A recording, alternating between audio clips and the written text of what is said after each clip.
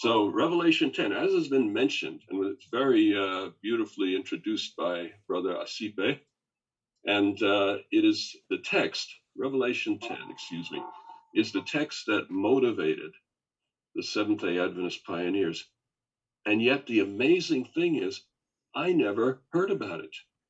I mean, I knew it was there, but I don't remember anybody teaching me in academy or in college or even in my doctoral program at the seminary, even in my ministerial classes at the seminary. I never heard anybody talk about Revelation 10. It's like a forgotten text. But if you go back into Adventist history, you'll discover that this was one of the most important texts to the Adventist pioneers, because this was the text that enabled them to recognize just what point in history God would call a people to give a special message. So I think you will find this text to be tremendously exciting and also motivating for us. Revelation 10 is in two parts. The first part is a vision of an angel who is holding a little scroll. Then verses 8 to 11 talks about a great disappointment. John is invited to eat the scroll, and it tastes wonderful. And as soon as it hits his stomach, it's a great disappointment. In other words, it becomes sour in his stomach. He becomes ill from eating the scroll.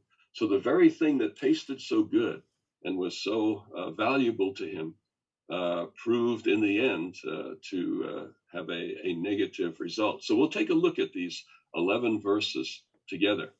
We'll begin with verses 1 and 2. And it says, I saw another angel. Sorry about this. I'm trying to move this over a little bit for me, and it's moving my screen instead. Anyway, all right, here we go. Then I saw another mighty angel coming down from heaven. He was robed in a cloud with a rainbow above his head. His face was like the sun, and his legs were like fiery pillars. He was holding a little scroll which lay open in his hand. He planted his right foot on the sea and his left foot on the land. So here you have an artist's conception of this gigantic angel, 1 foot on the sea, 1 foot on the land, holding a little scroll in his hand. So the question is, does that remind us of Daniel? We go back just a couple slides here. You have an angel, you have a scroll, and the scroll is open. But then in Daniel 12, verse 4, says, you, Daniel, close up and seal the words of the scroll until the time of the end.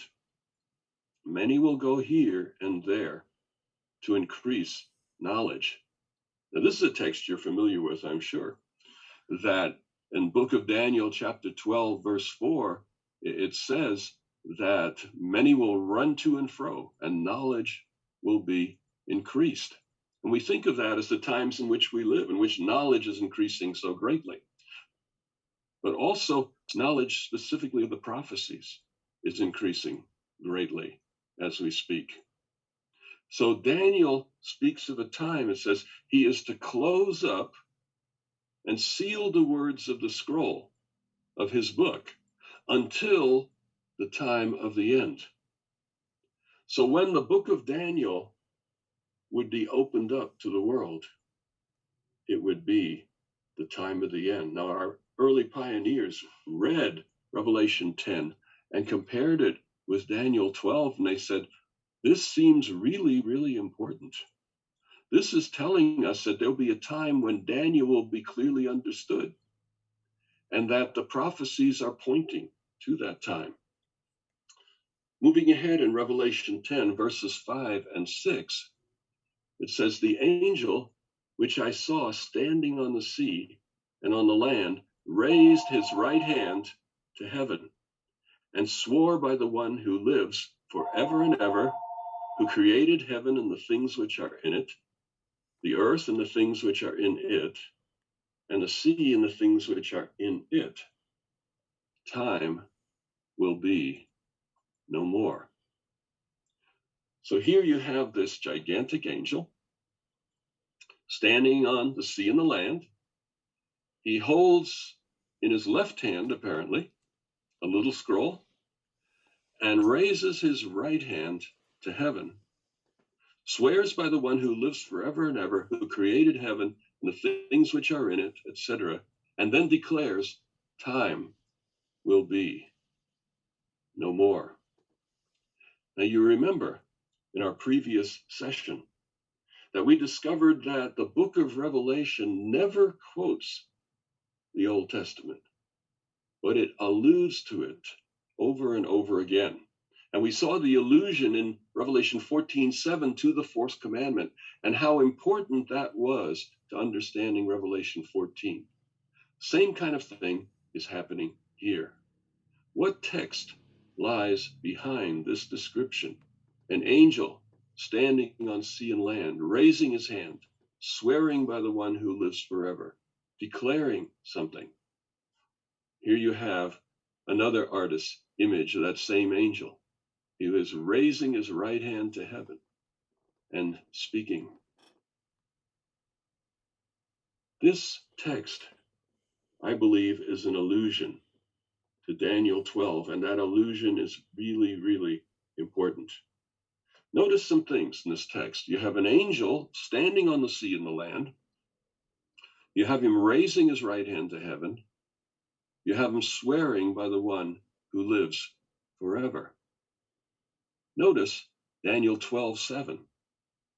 You have a man clothed in linen who is above the waters of the river, lifted his right hand and his left hand toward heaven, and I heard him swear by him who lives forever.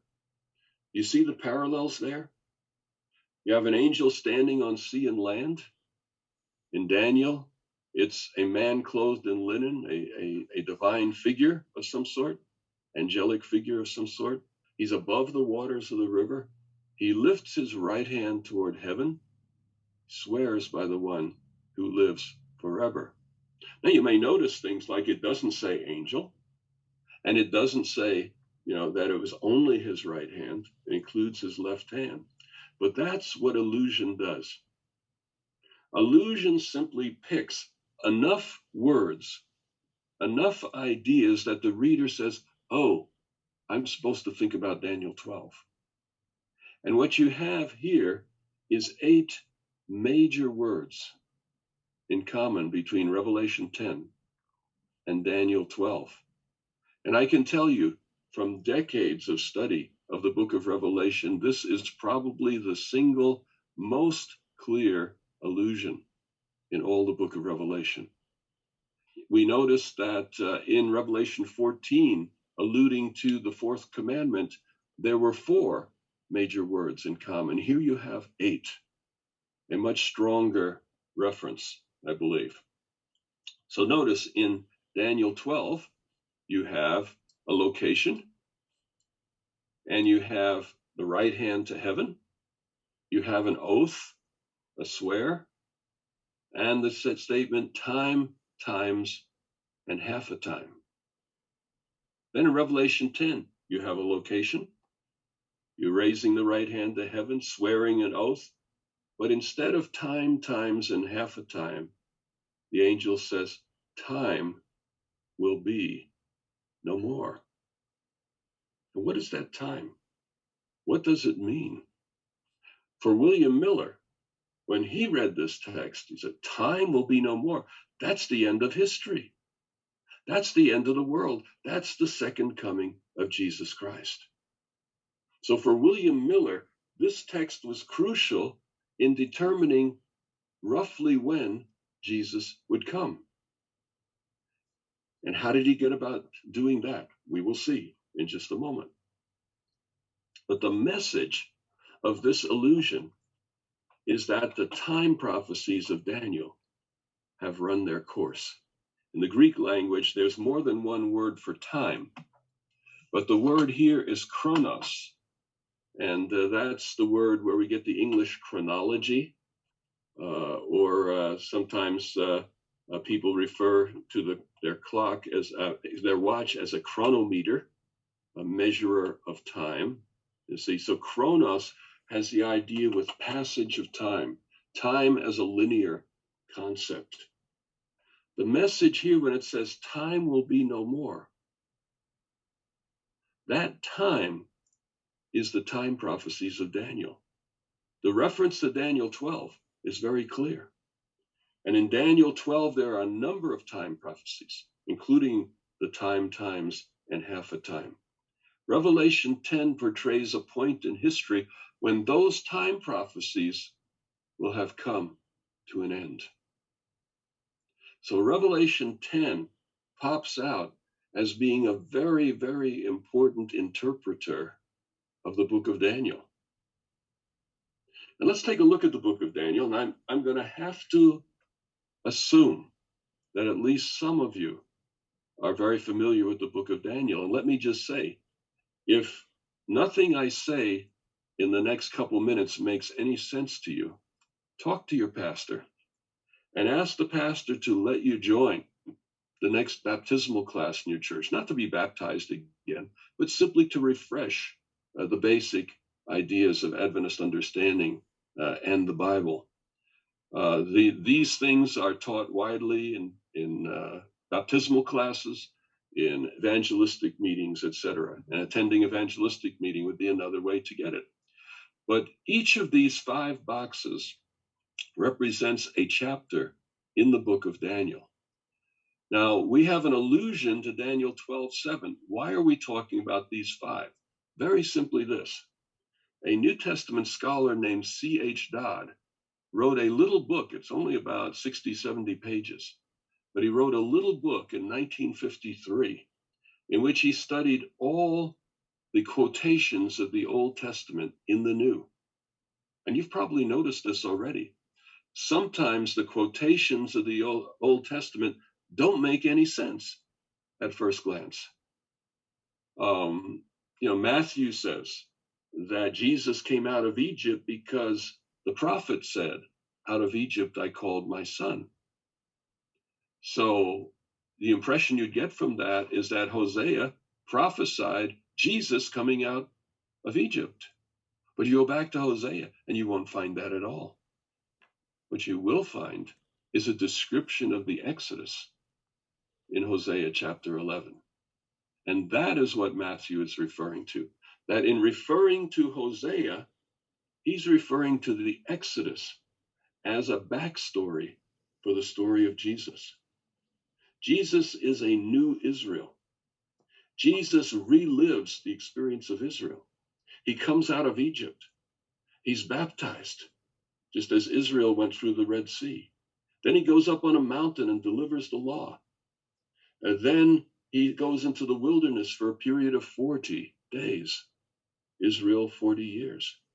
And then he passes through the waters a second time, but this time it's the waters of his death and resurrection. So the story of Jesus is written as a new history of Israel.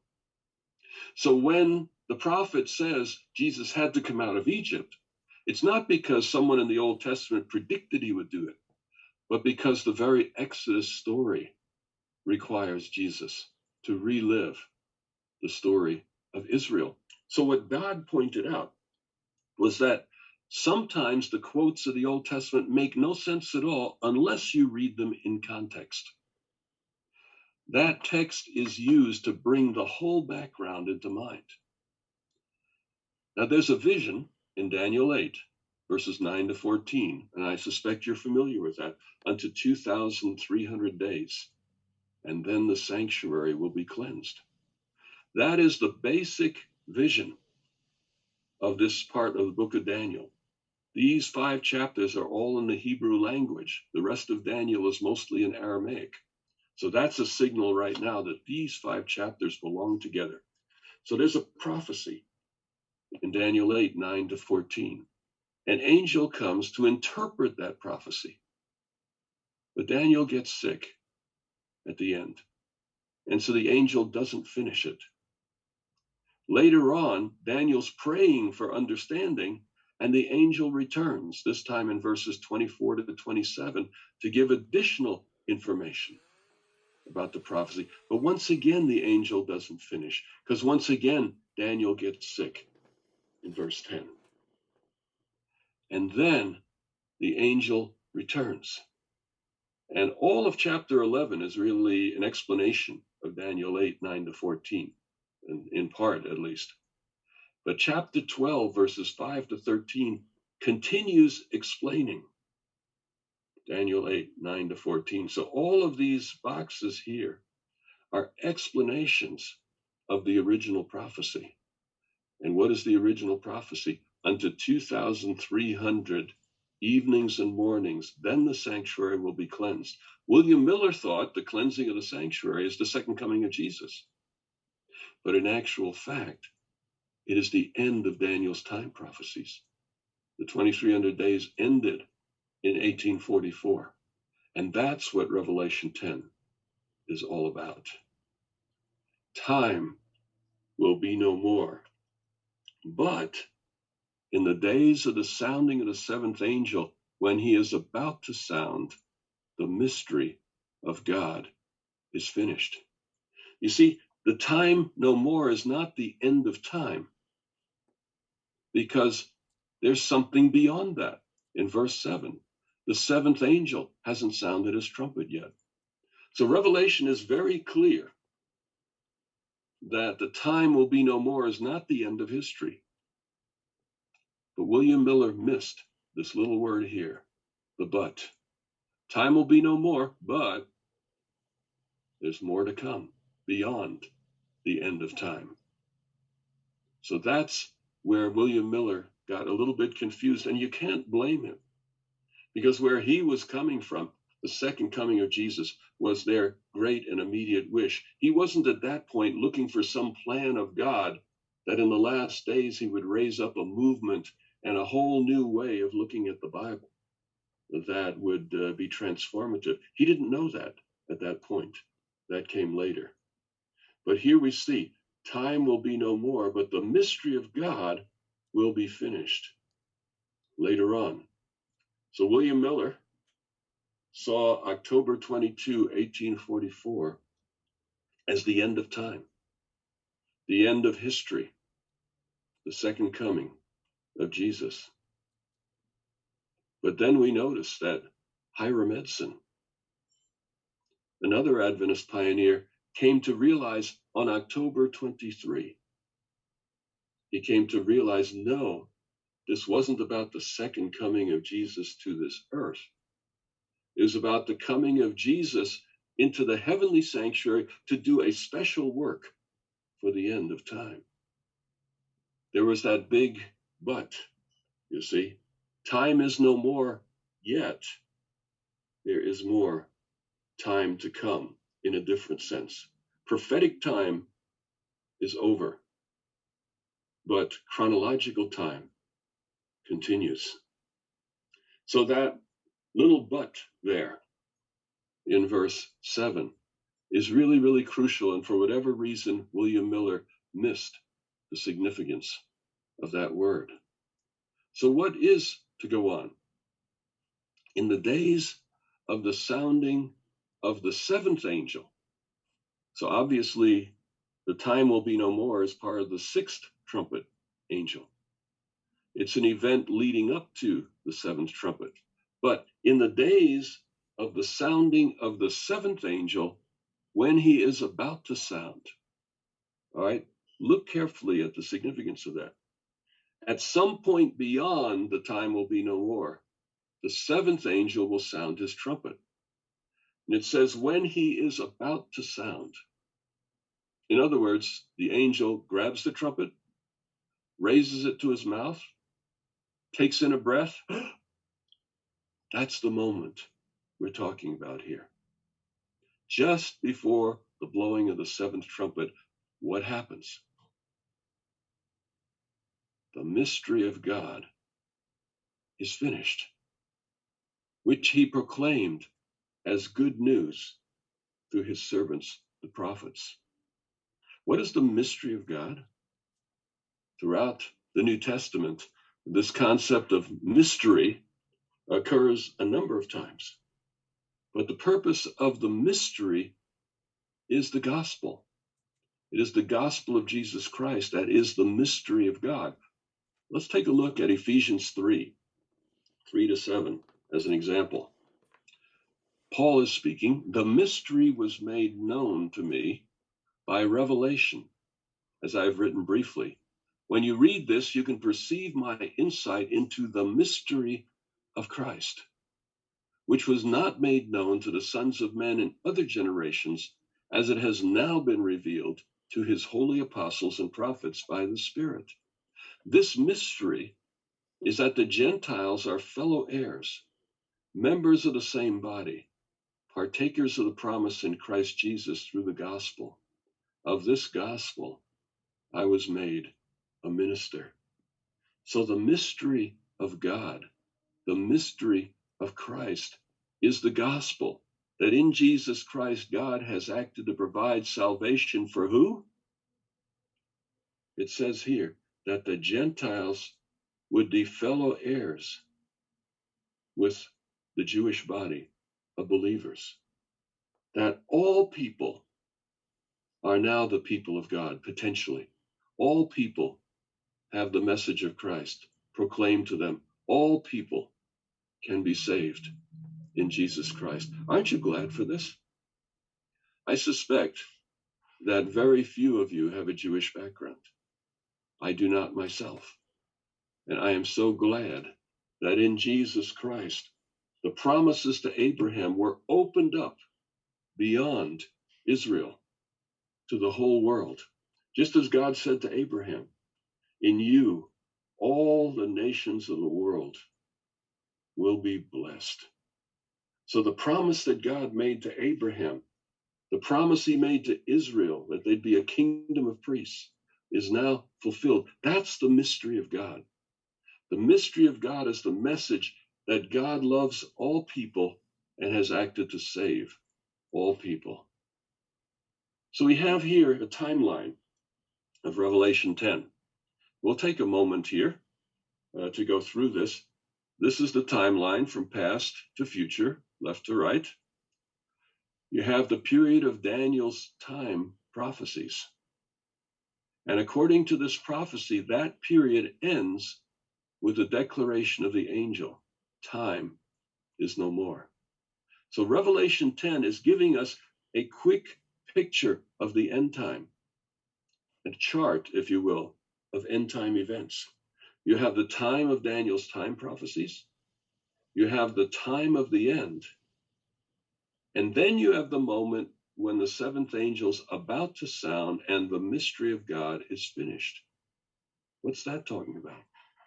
It's the moment when the gospel comes to an end, when the gospel is complete, when everyone on earth has decided either for or against the gospel. That's the moment when the angel, the seventh angel, is about to sound, when the mystery of God is finished. In Daniel, the end of this proclamation of God is when Michael stands up. In the book of Revelation, the end is the seventh trumpet. All right? Now, that may be a lot to take in if you haven't studied Revelation 10 before, but it's basically giving us three periods of time separated by two decisive events. The angel's declaration, time will be no more. Prophetic time will be no more. And then the angels blowing the seventh trumpet when the mystery of God is finished, when the gospel is complete, and there's no more reason for time to go on. Then you have the final events, which will be rapid ones. Ellen White has one major comment on Revelation 10 that she shares with us. It's this quotation is taken from the back end of the Adventist Bible Commentary, Volume 7, which is the one that discusses the book of Revelation. And at the back of it, there's a collection of statements of Ellen White on the book of Revelation. This one, it's almost as if she had attended our seminar. when you see what she says here. This time, which the angel declares with a solemn oath, is not the end of this world's history, neither of probationary time, but of prophetic time, which should precede the advent of our Lord. All right? So the time no more is not the end of history. It's not the close of probation. It's prophetic time, the end of prophetic time. That is, the people will not have another message upon definite time. After this period of time, reaching from 1842 to 1844, there can be no definite tracing of the prophetic time. The longest reckoning reaches to the autumn of 1844. So she confirms our suspicion with Revelation 10 that it's locating the point in history when Daniel's time prophecies come to an end, and there will be a great final mystery of God proclaimed to the world. And what will that mystery be? What will that gospel be, is the question. So here we see in the book of Daniel, there's a period of time between the close of Daniel's time prophecies, which we understand to be 1844, and the close of probation. During that period, the mystery of God is proclaimed, and it's a period Daniel calls the time of the end, the final proclamation of the gospel. The text goes on in Revelation 10. Then the voice that I heard from heaven spoke to me once more. Go, take the scroll that lies open in the hand of the angel who is standing on the sea and on the land. Okay, what's that about? John is commanded to go to that angel that is standing there holding the scroll and take the scroll that lies open in the hand of the angel. So I went to the angel and asked him to give me the little scroll. He said to me, take it and eat it. It will turn your stomach sour, but in your mouth it will be as sweet as honey. I took the little scroll from the angel's hand and ate it. It tasted as sweet as honey in my mouth. But when I had eaten it, my stomach turned sour. So here you have a story, an acted parable, if you will. The prophet shows up in the story. The prophet has been describing these visions, but now the prophet himself is called into the story as a participant to take the scroll, etc., to eat it and have this disappointing experience. You remember Hiram Edson, we mentioned earlier. When October 22, 1844 came, the Advent people expected Jesus to return. But it didn't happen. And Edson said, our fondest hopes and expectations were blasted. And such a spirit of weeping came over us as I never experienced before. It seemed that the loss of all earthly friends could have been no comparison. We wept and wept till the day dawned. So the pioneers reading this text identified a decisive moment in history, 1844. But it turned out not to be a decisive moment on earth, at least not in the immediate visible sense. Instead, it was a decisive moment when God began working in a fresh way to bring a final end time proclamation of the gospel. See, the book of Revelation says that at the end of time, there will be a message, a special message that will go out to the world, a unique gospel that is made just for the end times. But that unique gospel would need people to proclaim. And when our Adventist pioneers came to this text, they said, somebody's got to give that message. And they looked around and nobody was doing it. And so they said, well, why don't we do it? You know, God isn't specifically saying who should do it, simply that a message would go out. And so they chose to make the message of the book of Revelation the center of their faith. And that's how the Seventh-day Adventist Church got its start. Verse 11 kind of capstones the thing, where the angel says to John, "You must prophesy again to many peoples, nations, languages, and kings."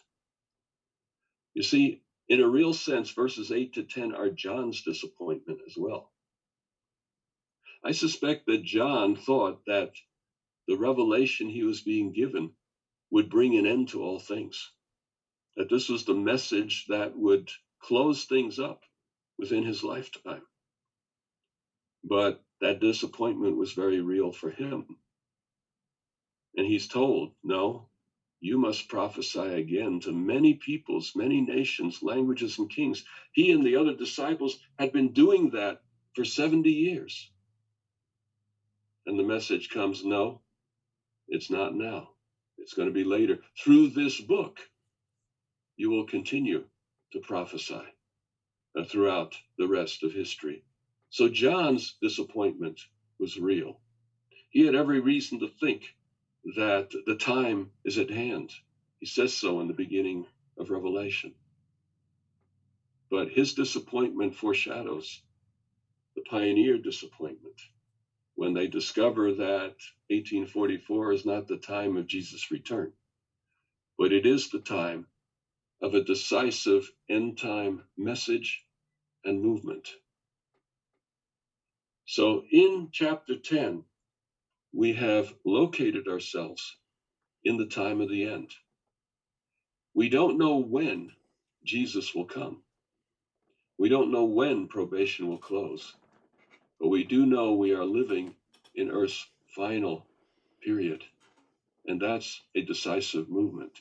And in that time, there will be a message and a people that will be decisive for the world. That will be the topic of my message Sabbath afternoon on the remnant.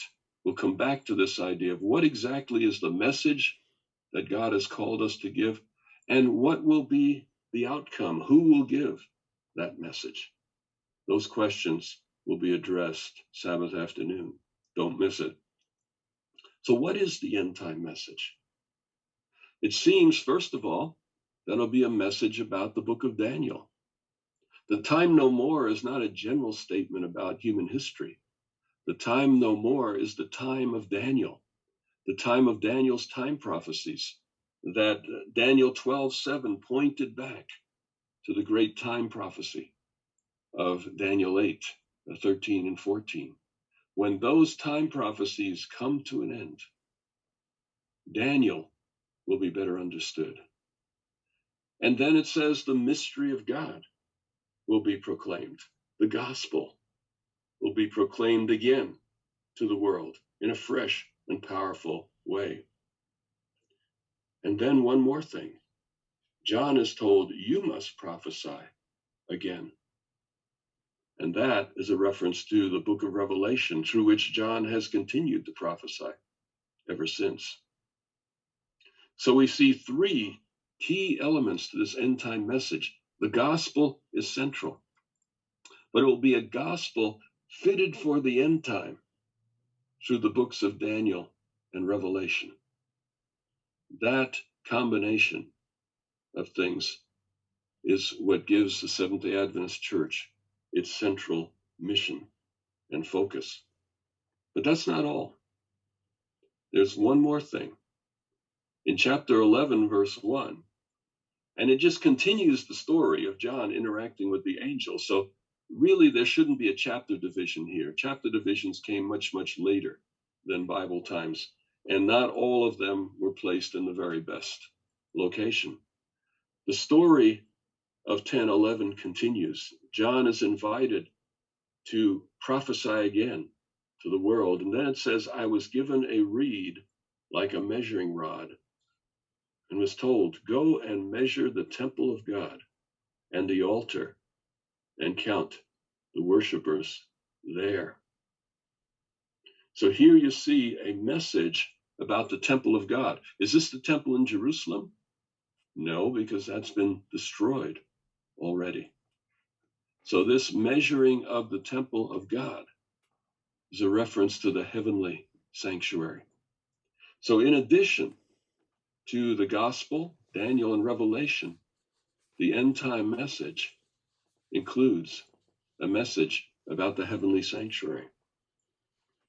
Folk, I don't know of any other denomination that preaches all three of those.